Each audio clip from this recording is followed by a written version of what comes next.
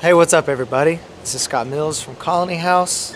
I play the electric guitar, and this is my gear. I just recently got this from the fine people out at Gretsch. This is kind of my birth year reissue, 1989, Vintage Select Series Gretsch Sparkle Jet. It's got the TV Jones classics in it, and it sounds so good. It's kind of my main thing I'm using right now. The strings here, we're Diodario guys. We use the NYXL's Diodario 11 to 52. And then this is a master tone. This is kind of my favorite setup, honestly. I love the way Gretsch does their tone knobs and stuff. This is a master tone, so it kind of does both pickups. Then this is a volume for just this one, and then a volume for just this one, and then a master volume over here. So volume for the whole guitar. You can kind of blend in. A lot of times I'll put it on the middle pickup there. I like to keep it kind of thin on the middle, and so I roll off the bigger, fatter pickup here just a little bit, so that on the blend setting it's a little brighter. Keep that one all the way up. I use the tone knob pretty incessantly. Probably should figure out how to stop using it so much, but I can't. So that's kind of that thing. And then I got this other Gretsch that do the same thing, same setup with all the knobs and stuff. Like I said, it's kind of my favorite.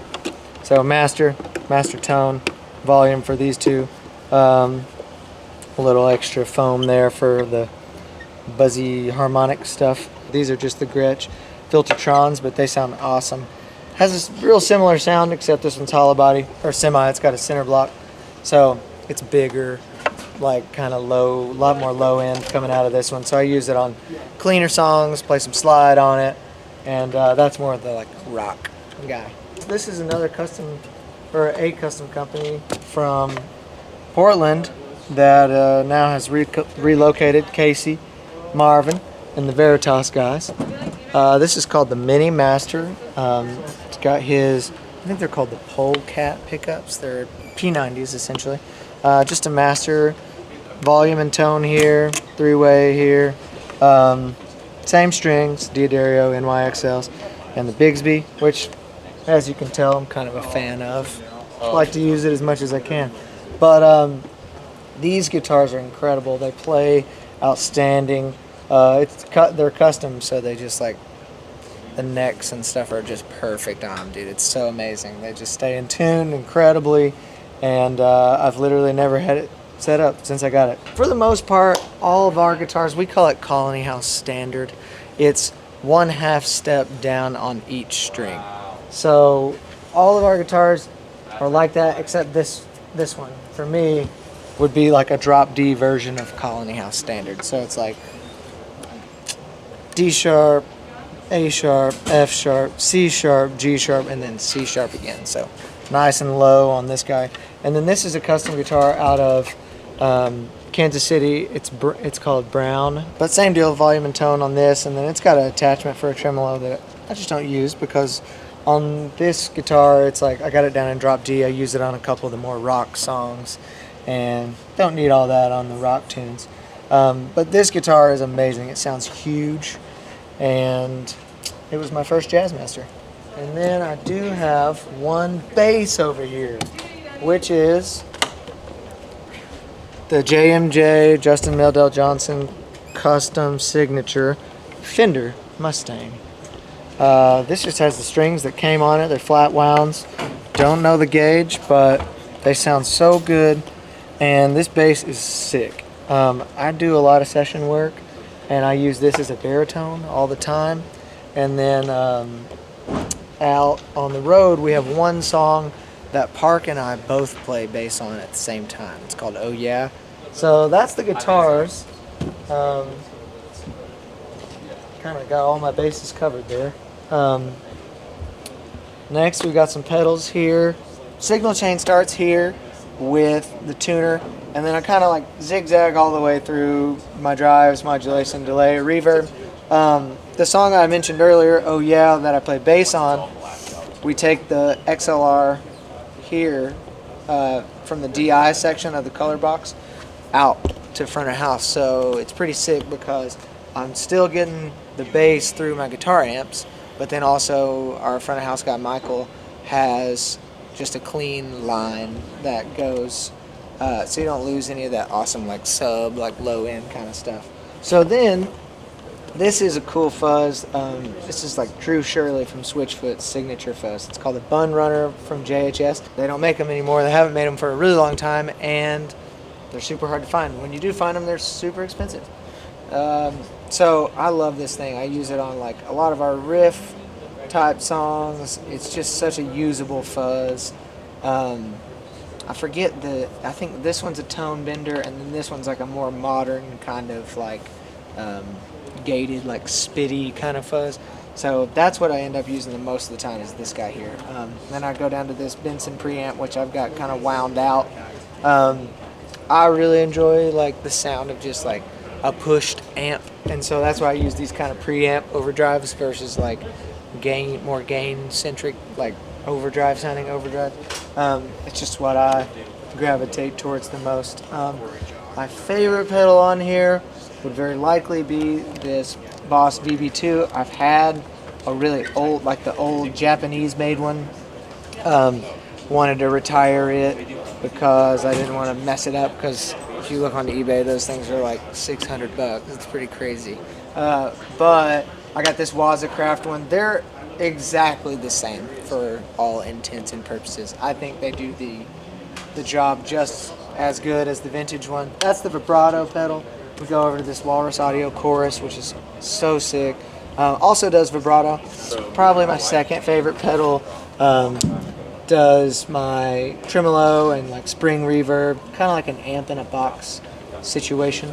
As far as the effects go, like an old Fender amp or something with a super sweet spring reverb and tremolo on it. And then this is just cool because it can be set the way that it is, or I can push this button and it kind of calls up like a preset favorite. So since I use it so much, that comes in handy a lot. And then I end up doing that whole thing, that preset thing, for these two pedals. This is my Strymon Volante. Does like tape delays, and it also has spring reverb on it.